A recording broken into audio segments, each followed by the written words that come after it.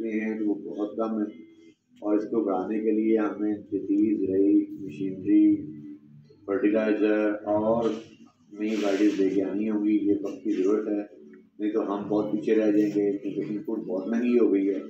اگر ان پٹ مہنگی ہوگی اور آؤٹ پٹ نہیں نکلے گی تو ہمارے جو ہے نا وہ زمیندار ہمیشہ خسارے میں رہیں گے۔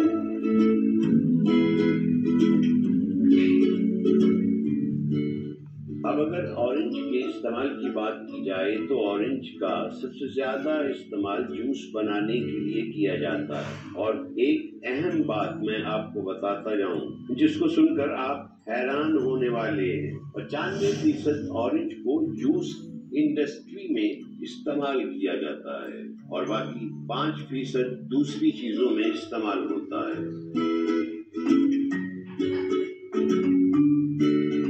دنیا بھر میں اورنج کی سب سے بڑی مارکیٹ امریکہ میں ہے، جہاں سالانہ $32,171 ملین کمایا جاتا ہے، اور اس کی شرح میں 3.2% اضافہ ہو رہا ہے۔ لیکن افسوس کے ساتھ پاکستان میں صرف 5% اورنج سے جوس نکالا جاتا ہے، جو کہ ہر سال لوکل منڈیوں تک پہنچ کر ضائع ہو جاتا ہے۔ پاکستان اورنج انڈسٹری سے سالانہ $186 ملین کمایا جا رہا ہے، اور سب سے اہم یہ ہے کہ پچھلے سالوں میں اورنج پروڈکشن میں کمی دیکھنے کو ملی ہے۔ اس کو بہتر بنانے کے لیے جدید مشینری کا استعمال ضروری ہے، اور سب سے بڑھ کر اس کی جدید ذرائع سے پیک کر کے اگلے 3 سالوں میں $500 ملین تک ریونیو اکٹھا کر کے اورنج پروڈکشن میں اضافہ کیا جا سکتا ہے۔ ہماری جو اینولی ایکسپورٹ ہے وہ 4 لاکھ میٹرک ٹن ہے، اور یہ تقریباً $2,500 ملین بنتا ہے، ریونیو ہم جنریٹ کر رہے ہیں۔ یہ ایک پاکستان کو اکانومی کے اندر یہ بہت بڑا ریونیو ہے۔ تو جب ہم لوگ دیکھیں فیلڈ کی طرف آئیں، اس انڈسٹری کی طرف آئیں، کنوں کے اندر بہت سارے مسائل ہیں، بہت زیادہ مسائل ہیں جس کے اوپر گورنمنٹ کی کوئی توجہ نہیں ہے۔ اس لیے بہت بڑی انڈسٹری ہے اور اس کے اندر بہت سارے لوگ منسلک ہیں، ایک لیبر سے لے کے آپ کے ڈرائیور ہیں، لیبر ہے، پیکیجز ہے، ایکسپورٹر ہے، بہت ساری فیملیز اس کے اندر انوالو ہیں اور ان کی اٹیچمنٹ ہے۔ تو یہ آپ فارمنگ میں دیکھیں، جو ہم کنو لے رہے ہیں وہ آہستہ آہستہ ہر سال اس کی کوالٹی خراب ہوتی جا رہی ہے۔ سب سے پہلے آپ یہ دیکھیں کہ کنو کے اندر بہت سارے مسائل آ رہے ہیں، ہر سال اس کے اندر کوئی نئی سے نئی بیماری آ رہی ہے، جس کی وجہ سے ہم یورپ کے سٹینڈرڈز میچ نہیں کر پا رہے ہیں، اور کنو کی شیلف لائف بھی کم ہو رہی ہے گلوبل وارمنگ کی وجہ سے۔ تو میری یہ گزارش ہے کہ حکومت اس کے اندر کوئی ایک خاص توجہ دے، کوئی پینل بنایا جائے، یا جو بھی سرگودا چیمبر آف کامرس کو یہ ٹاسک دیا جائے کہ اس کی پروڈکٹ کے حوالے سے سب سے مین چیز ہے پروڈکٹ۔ جب تک پروڈکٹ پہ توجہ نہیں ہوگی، ہم جدید مشینری بھی لے آئیں، دنیا سے اچھا ویکس امپورٹ کر لیں، اعلیٰ سے اعلیٰ چیز لے آئیں، لیکن جب تک پروڈکٹ نہیں ہوگی تو اس کا رزلٹ صفر ہوگا۔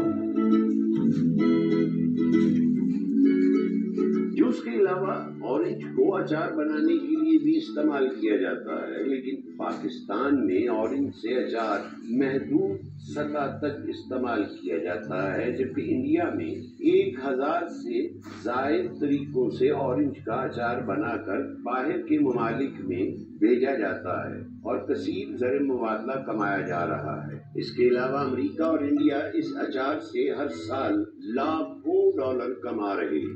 اس کے برعکس پاکستان میں اورنج سے اچار بنانے کا رجحان بالکل نہیں ہے، جبکہ اورنج پروڈکشن کے لحاظ سے پاکستان کافی ممالک سے آگے ہے۔ دوستو، ضرورت اس امر کی ہے کہ اورنج کے اچار کو ایکسپورٹ کر کے اس کو ISO کے سٹینڈرڈ کے مطابق لانا ہوگا۔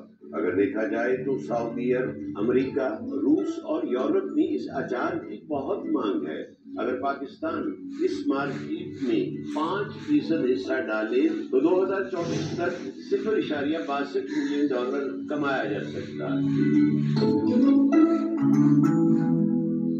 اورنج کا جوس نکالنے کے بعد اس کے پلپ اور چھلکے کو بھی استعمال میں لایا جاتا ہے، اور اس سے ایسے پاؤڈر، سیرم اور کریم تیار کی جاتی ہیں جو جلد کو खूबसूरत और जवान बनाने में अहम किरदार अदा करती है। मुख्तलिफ ममालिक में ये पाउडर कॉस्मेटिक्स कंपनियों को बड़े पैमाने पर फरोख्त किया जाता है और इससे रेवेन्यू कमाया जाता है। इसके अलावा ऑरेंज पल्प को आजकल जैम्स में भी इस्तेमाल किया जाता है, लेकिन अफसोस पाकिस्तान में अभी तक इस इंडस्ट्री पर कोई काम नहीं किया गया। जब से हमने यहाँ पे नींबू की काश्तकारी अराउंड 1960 से यहाँ पे पाकिस्तान शुरू की है, हमने कोई भी ऐसा स्टेप नहीं उठाया कि हम इसकी बाई प्रोडक्ट्स की तरफ जाएँ। अभी तक यहाँ तो हम इसको फ्रेश कंज्यूम कर रहे हैं या इसका कंसनट्रेट बना रहे हैं, रोस्ट बना रहे हैं, लेकिन जो इसकी बाई प्रोडक्ट्स हैं इनके ऊपर बहुत ज़्यादा काम हो सकता है। कॉस्मेटिक्स में ये इस्तेमाल होती है, मेडिसिन में इस्तेमाल होती है, इसका ऑयल तैयार किया जा सकता है और भी जहाँ जैम्स हैं, उसके अलावा मुख्तलिफ चीज़ें हैं जो इसके साथ हम तैयार कर सकते हैं और वो हाई एंड मार्केट में सेल आउट करके हम बहुत बड़ा रेवेन्यू पाकिस्तान के लिए जनरेट कर सकते हैं। लेकिन हमने अनफॉर्चुनेटली कोई भी ऐसा कदम नहीं उठा पाए, ना हमारी गवर्नमेंट की तरफ से हुआ, ना ही प्राइवेट सेक्टर में और ना ही जिम्मेदार सरकार ने कोई ऐसा अमल किया है जिसकी वजह से हम इसकी बात